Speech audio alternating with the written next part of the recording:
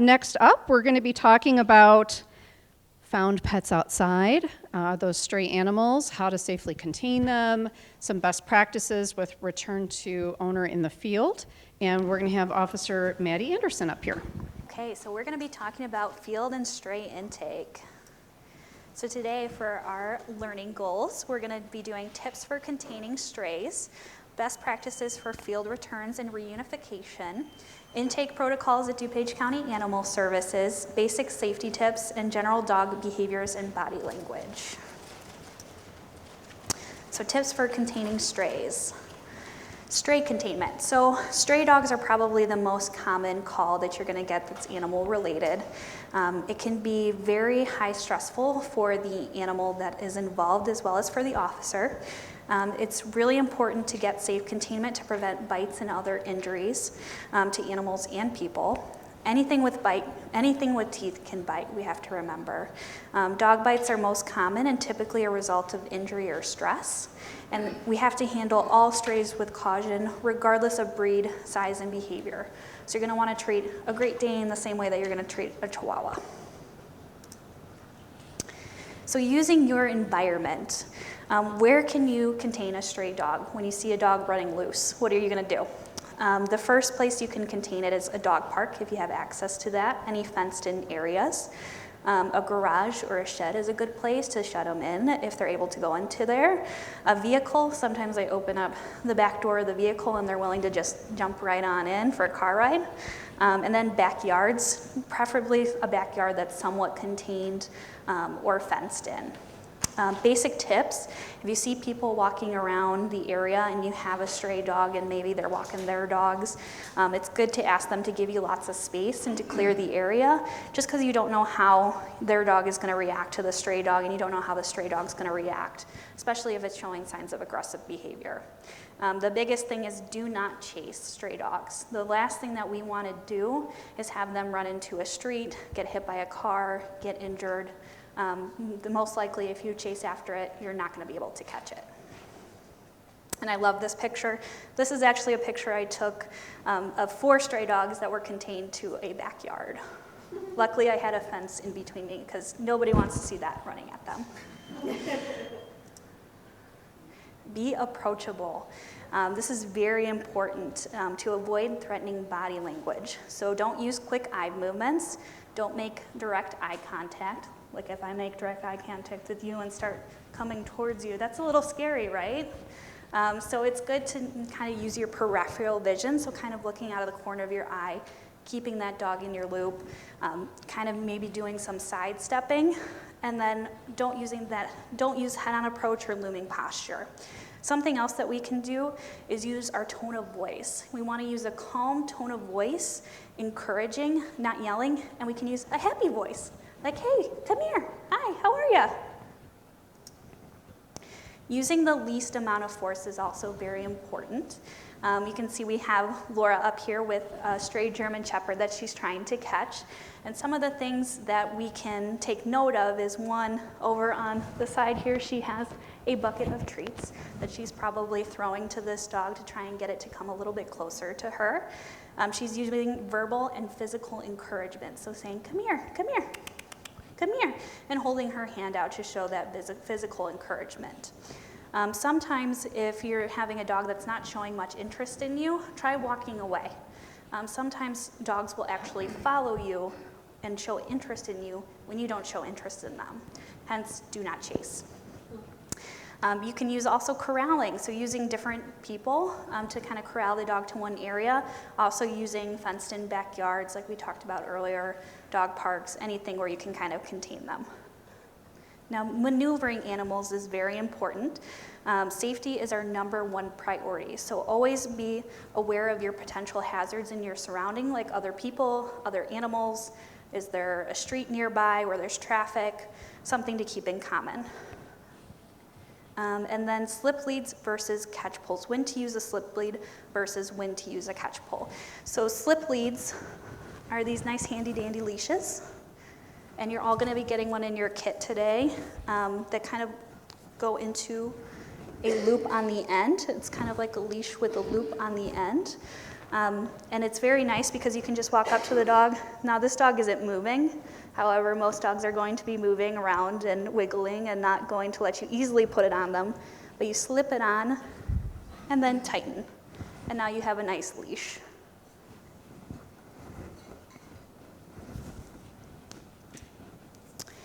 So slip lead or catch pull. So what is best? It depends on the situation. Which would you use in these situations? So let's say a dog approaches showing positive body language. Would you use a slip lead or a catch pull? Slip lead, right? Because it's showing positive body language. We want to use the thing that causes less stress to the animal, which is going to be that slip lead versus the catch pull. That's probably a more stressful situation for that animal. A dog shows fearful body language but responds to treats. Slip lead or catch pull? Slip lead, right?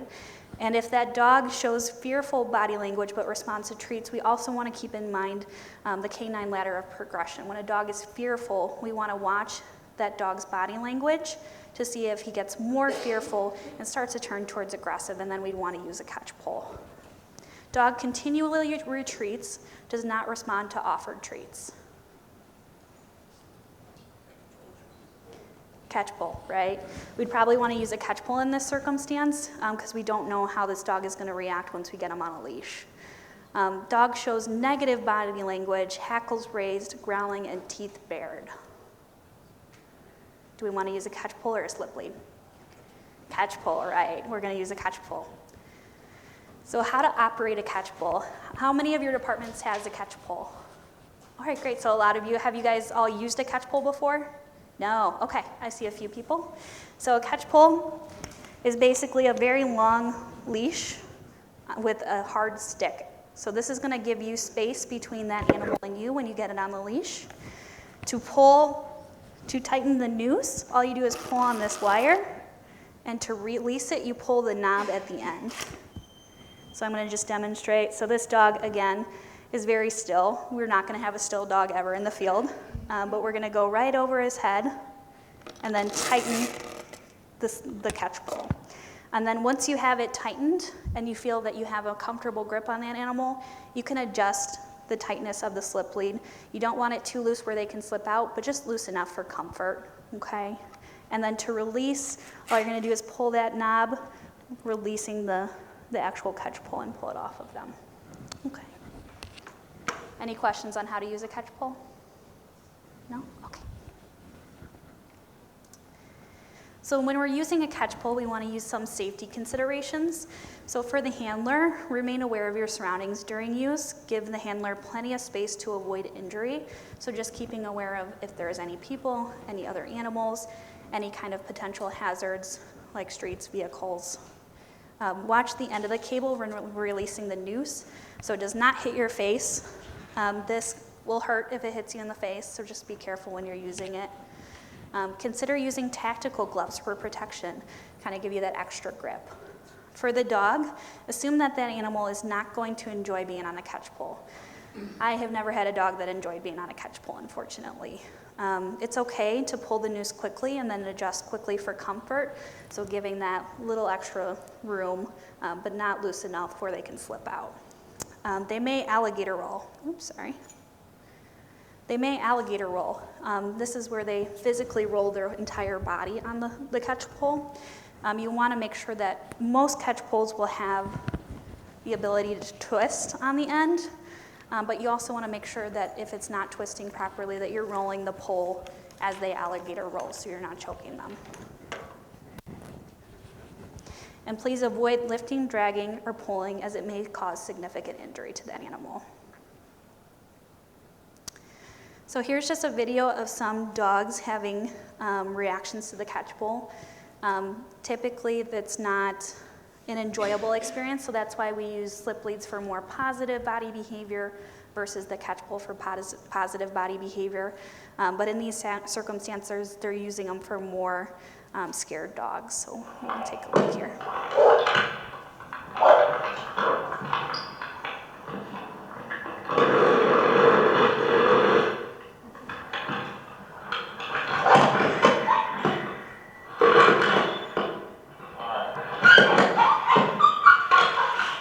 As you can there, he's kind of biting the end of the catch pole, which is why we have our catch poles wrapped with some medical like gauze. This just gives a little bit of a cushion because it is very common for them to bite the end of the catch pole to help with not hurting their mouths.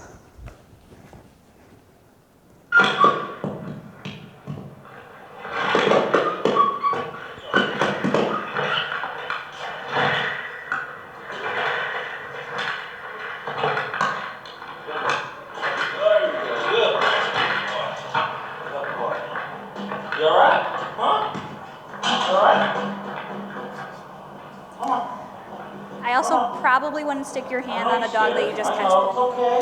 I know. It's okay. It's okay. It's okay.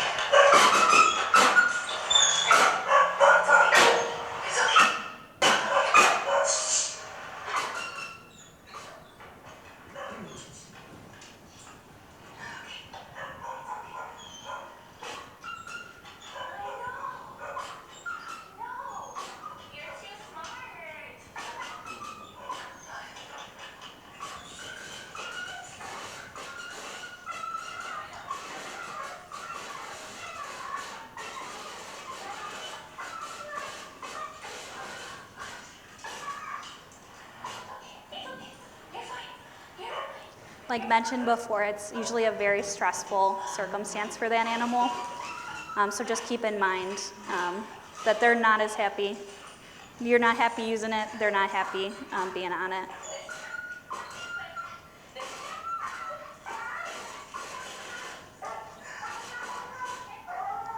All right, I'm gonna stop it there. So you got them, now what do? So reunification is our primary goal when we pick up a dog in the field. These questions to ask: is anyone around walking around looking for an animal? Has the animal been reported to local law enforcement or DuPage County Animal Services? Has the animal been checked for an ID tag or microchip? And make sure to do that before you're actually transporting the animal. Make sure you're checking for contact information on the animal.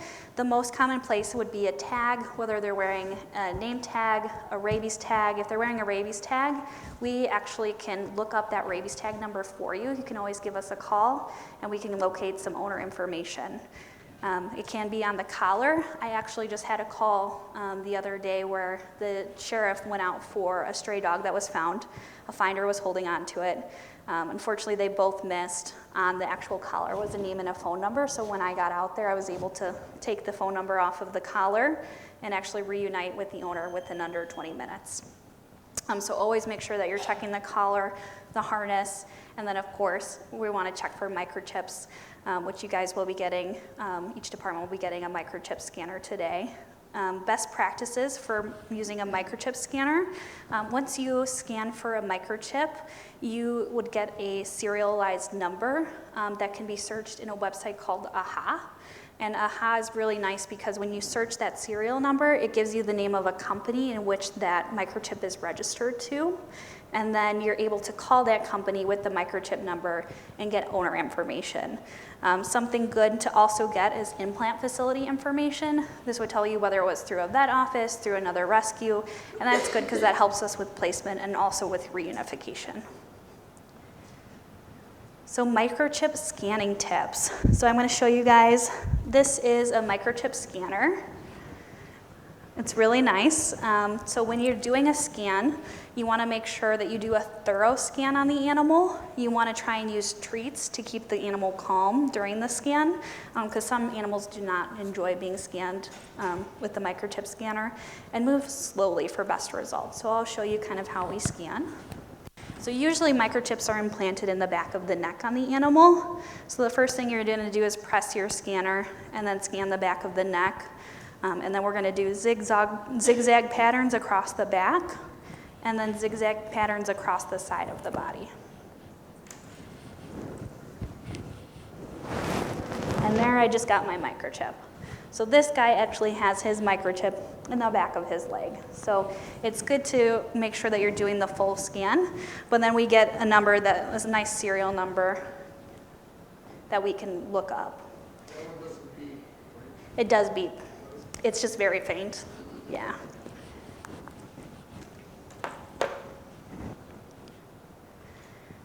And microchips can migrate. So this is actually a picture of Laura Winnie's beagle, who had the microchip that was given in the back of the neck. However, over time, it migrated underneath to the front of the right leg, and then they found it during a heart x-ray. As you can see, it's that little tiny piece of rice right in the circle there. So another good tool to use is social media. You can see on the right-hand side, we have the DuPage Forest Preserve Police posting about a stray cat that was found. It gives the public a chance to locate the owner and to be reunited. It also showcases what your department does for public safety, and it gives you the opportunity for a really good news story and feel-good story for your department. It also creates a paper trail. So we have to remember it's illegal to dump an animal. Someone may have seen the person with the animal or know who the owner is, and this allows DuPage County Animal Services to get the necessary information on the animal, and it might allow for reunification. So safely loading animals. We want to use the least amount of force with just about everything that we do. So we want to encourage the dog to walk on its own while using treats or a calm tone of voice with a leash. If it's on a catch pole, push the dog towards where you want it to go, never pull it behind you. Try to avoid lifting only by the neck when you have it on a catch pole. You can use either a slip lead underneath the back legs, like so, to kind of help your partner lift it up, or you can use a towel. If you're alone, you can also use your boot to nudge the dog's back end so they are motivated to get up into the vehicle. We call this the boot scoot. So you would theoretically have them either on a leash or a catch pole. You're loading them up, and then you're going to use the back of your foot just to kind of kick them back up. Not kick them, but lift them.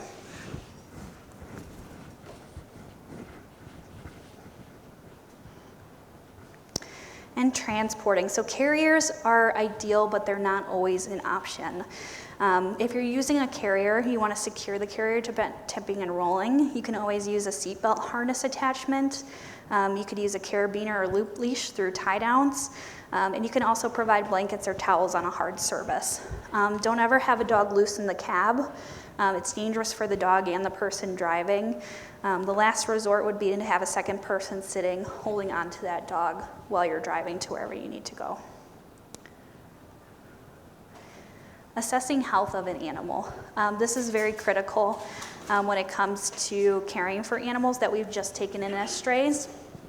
We are not 24/7 staffed. So, and we don't have a veterinarian that's available every day. So the best when you assess, if you determine that that dog needs to go seek emergency care, to get it to an emergency vet. And some things that would count as an emergency is if they have severe trauma or a wound, if they're having breathing problems, are unconscious, has trouble walking, or having a seizure. Intake protocols at DCAS. So during our hours, you can bring in an animal on a leash or in a carrier into our front office, and then you'll just work with our front office staff on answering any questions that they may have. Hopefully you guys all got to see our new entrance in the new building. And don't just bring the animal, bring information. We need, where was the animal found? What was the address where it was picked up? What's the closest intersection? How long has the animal been held for? Give us a date and a time of when that animal was found. Do we have any owner information? A lot of the times you guys will bring us animals too from evictions, seizures, maybe an owner passed away. We need that owner information. And don't forget also if you got owner information from the microchip. What's the finder's information? This sometimes can be very important when reuniting the owner, because sometimes the finder actually knows the owner and doesn't disclose that information. And then the police report number. Sometimes we have to request the report to get more information on the stray animal, so we would ask that you'd also bring that information as well. After hours, so our intake is done by you guys directly after hours. So you enter through our back door by the garage, and there is a code to get in, and then once you get in, there is an alarm code that you should have all with your department have a specific code that you use. If you don't know your code, ask your higher ups, and if they don't know, have them send us an email. We can get that code to you guys. Then you'd set up a kennel space. Typically, we've already got a bed, blanket, toys in there. All you guys need to do is get food and water to that animal and then put them inside the kennel. You're gonna fill out the record of police department found animal drop-off form with all the information that you have. And then you're gonna place that form in the clear plastic sleeve on the corresponding kennel of where you're dropping off that animal. After hours, if you ever have issues getting into the building, please call security. If you ever have any questions about an animal or determining whether it needs to go to emergency vet, maybe our kennels are full, please call DuCom and have them get a hold of one of our after hours animal control officers. So this is what our record of police department form looks like. We've got the date, time, department name, officer name and badge, the species, breed, color, microchip number, other ID tags, location of pickup, and additional comments. The additional comments, that's where you're gonna put if you have any owner information, okay?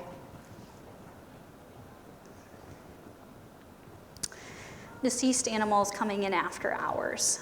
You're just gonna fill out the same form that you filled out with a regular stray intake, staple that to a bag containing the animal, and then place it on the floor in the freezer. It does not hurt to give us a call the next day just to let us know that you dropped off an animal in the freezer. And then bats. So during DuPage County Animal Services open hours, you're gonna bring a bat inside a container, please don't bring it loose, to the front counter, and then work with our intake staff to answer all questions that they may have. After hours, go in through the back garage door, just like you would do after hours intake. Fill out the same form with all the information and place the bat inside a container inside the bat kennel. As you can see in our picture, we have the cat kennel, the rabbit kennel, and then the bat kennel. And please make sure that you are keeping the bat inside that container. So information needed for bats. So bats are a little different than intaking just stray animals because we need a lot more information about exposure. We're gonna need the address of where the bat was located, the name of all people and animals in the residence exposed to the bat, the phone numbers for all the people exposed, and then we're also gonna need, the most important is the type of exposure. So this was there any physical contact with the bat? Was anyone bitten by the bat? Was it in a room with a person sleeping? Was it in a room with kids, animals, or is there no known exposure? That's all things that we're gonna wanna know. So dog bite prevention and dog safety. So one of the things we want to keep in mind is it's important to pay attention to your surroundings and the dog's body language at all times. We do not want to approach a startled dog, and we do not want to approach a dog that is eating or sleeping. Make noise as you approach the house or yard. I typically will honk my horn, or you can jingle keys to kind of see if there's a dog in the area. You want to take stock of your environment, so checking maybe is there food bowls, water bowls out, dog toys out, any type of tether out. You want to see any signs of a dog living there. Make smart decisions. Do not enter a house or a yard with a dog on the loose or where the owner is clearly not in control. If a dog approaches, never turn your back on a dog and never run away from that dog. So do not stare. Staring is a sign of aggression to dogs. It increases the dog's stress level, and it sends a message that you are a threat to that animal. And this is true for all dogs. Use your peripheral vision, so keep that dog in your sight. It shows that you are not a threat, and remember to always stay calm.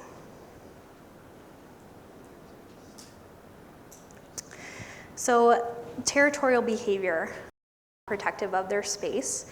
So a lot of times you guys might be entering into people's homes or making visits to stop by people's homes. We ask ask the owner ahead of time to secure that animal, especially if it's showing a lot of interest in you. Your safety is number one, and so we want to make sure that they have that dog secured. Remain calm if that dog is showing a lot of interest in you. Something that dogs go through is called canine empathy, and they can actually pick up on the emotional state of their owner or the other person in the household. So if that owner is stressed, the dog can also exhibit stress signs as well. Same with anger and grief. So what to do if an unfamiliar dog approaches you?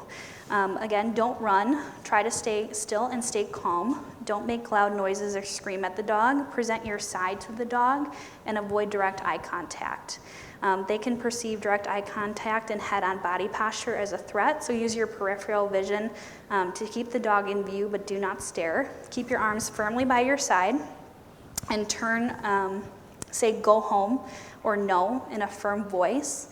Do not turn your back on the dog, wait for the dog to pass, or you can slowly back away, but you want to make sure that you're still keeping this dog in the line of sight and using slow, calm movements. So many times when a dog bites, we hear it happen out of nowhere. Dogs frequently give us signals that they are stressed, upset, or feeling threatened that go unnoticed, and the best way to protect yourself is to learn what dogs are communicating with their bodies. Dogs often give us signals that they're stressed, upset, or feeling threatened, and they're most likely to bite if they are feeling threatened, scared, startled, if they're ill or injured, or if they're guarding an area or protecting an area like a car, crate, or a yard.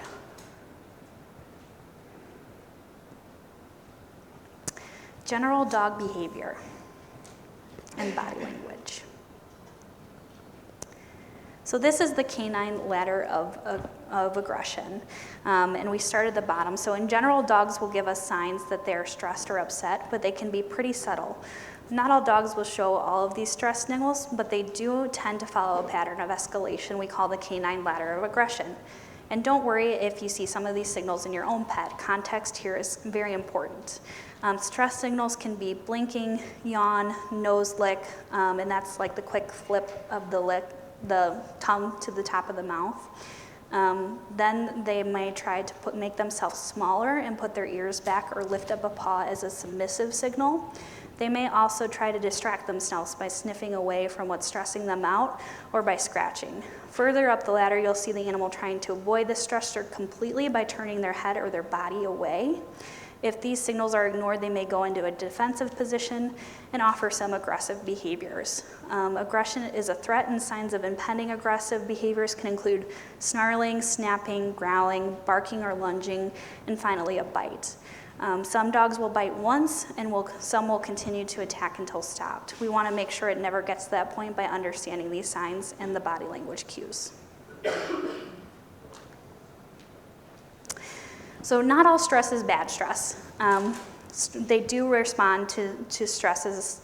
They respond to stimuli with stress. And not all stress is bad stress. Like when we go on a roller coaster, we get that sense of stress, but it's excitement. So you just have to really focus on the context to determine if the dog is showing distress or excitement. As you can see in our picture here in the first one, the dog is doing the lip lick, where it's licking the top of its nose. And then in the second picture, he's kind of turning his whole body away, showing that he's a little stressed.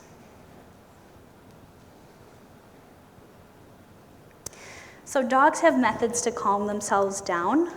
One can be, as you can see, sniffing the ground, not making eye contact. One can be shaking themselves off, and one can be yawning. I've actually done this in the field where I've had a stray dog that was a little stressed with me, and I'm trying to get a little bit closer to that animal, and I'll actually fake yawn. And the dog has yawned back at me in response. So we're kind of getting on that mutual level. So posture. Posture is very important. So you can see here, would you guys say this dog is stressed, or is this a happy dog? Stressed dog, right? He's turning away. He's giving some whale eyes to us. He's licking his lips. He's really not wanting that hamster anywhere near him. Would you guys say this is a happy dog or a stressed dog? Oh yeah, that dog is very happy. He is loose, he is wiggly, he is ready to play, ready to get down on whatever.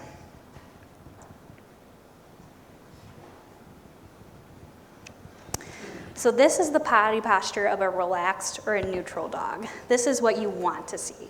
Most people know what a happy dog looks like, but let's look into some of these details here. The posture is relaxed and even wiggly, and their weight is distributed even on all 4 feet.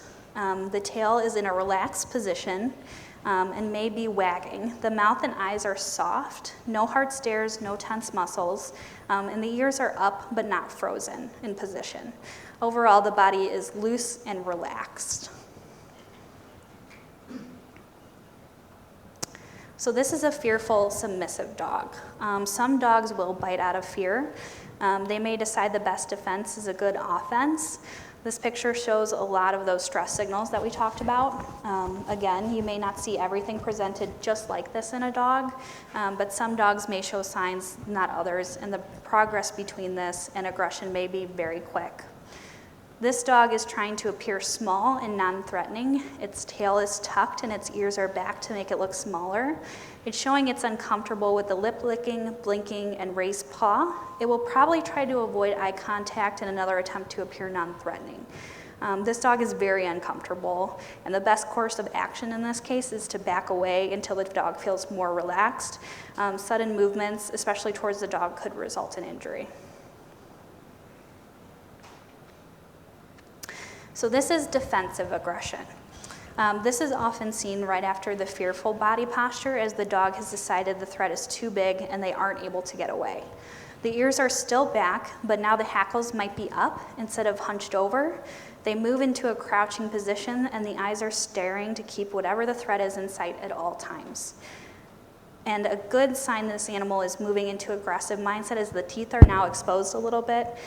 We are actually the only animals that show teeth when we are happy. If an animal bares its teeth, it means that it's stressed, afraid, or angry. So this is an aroused, alert dog, and he's trying to understand the situation and preparing for a strategy. You can see the eyes are hard and staring. The overall body posture is tense, and you may see a little curling of the lips to show teeth, and the hackles might raise a little or the tail start to get bushy. This can happen in all sorts of situations, like seeing something new, maybe another animal, or a person, or hearing an unfamiliar sound. You may see some stress signals as well with this body posture as the dog processes information and tries to determine what to do next in this situation. So what a tail can tell. Not all wagging is friendly. We'll take a look at this video here.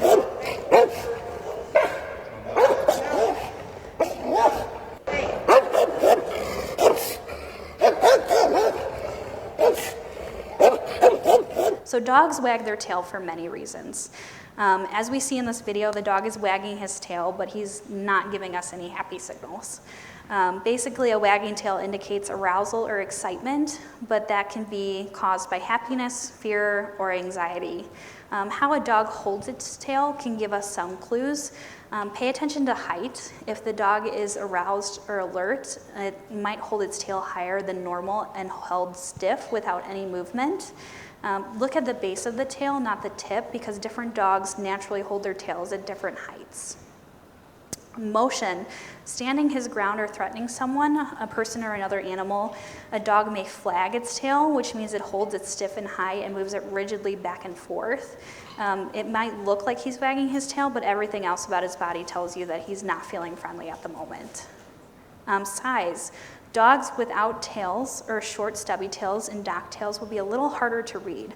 One study showed that these breeds had a higher incidence of biting than breeds with full tails. It's possible that the lack of tail makes it harder for the dog to communicate their feelings and then feel their only option is aggression. If you encounter a dog with a dock tail, pay extra attention to the way they hold their body, and other signs we'll cover later. We don't want to base our behavior on just the tail alone. Pay attention to the whole dog.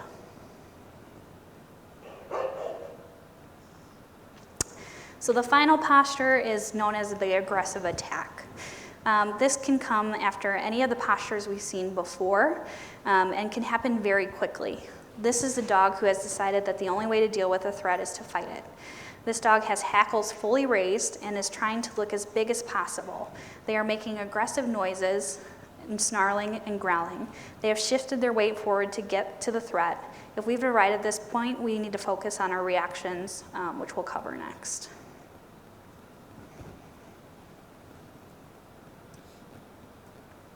So a dog attack. If we have gotten to the point where the dog is showing aggressive behaviors, how can we diffuse the situation? The best course of action is to distract the dog or give them something else to attack that is not your person. You can throw items to distract the dog. Do not throw items at the dog. We want to draw their attention away from us in a different direction. We don't want to antagonize them or make it feel more threatened. At this point, we can try to use aversive sounds to discourage the dog from coming closer, like an air horn or a sharp noise. And do not run. Slowly move back to safety. Protect your body. Put whatever is handy in your hands between you and the dog. So even possibly like if you have a clipboard in your hand, feed it directly to the dog. If the situation escalates, protect your face, chest, and throat. Drop into a tight ball. Any questions?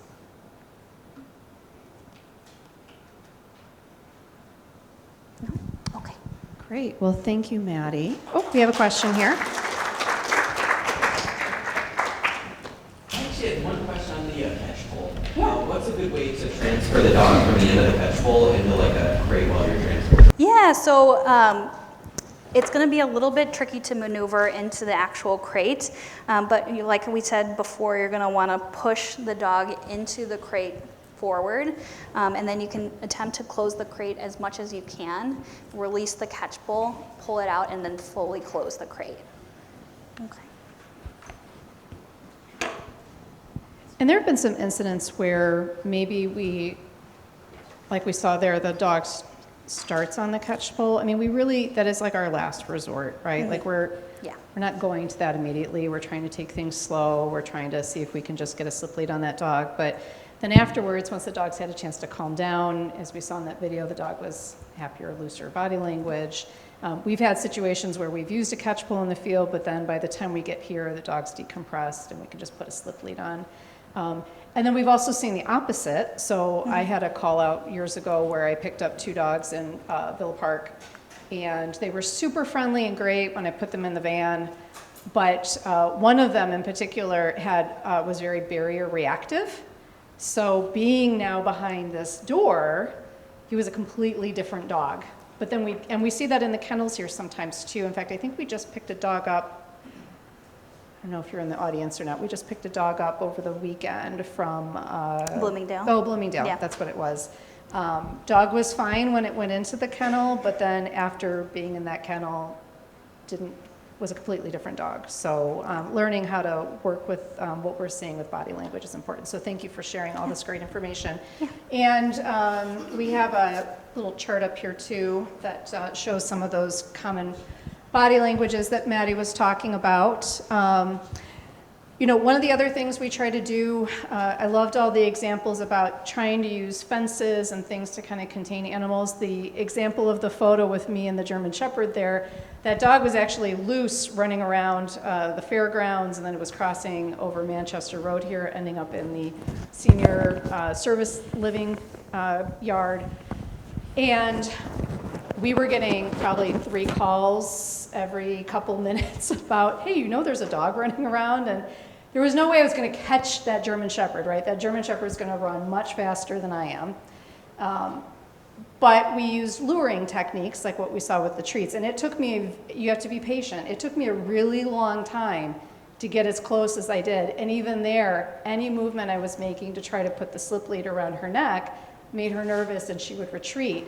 We had the benefit of being really close to the shelter, and so what we ended up doing was having another team member bring another dog over to see if she was dog friendly, and she was really interested in the other dog, and we got her to relax and finally got a slip lead on her. Something else I thought we'd just touch on, and maybe once our attorneys start talking to you about this too, I got a call from another municipality for an assist. The owner had left the home and was dealing with a mental crisis, and she went to the police department and said, my dog is lost.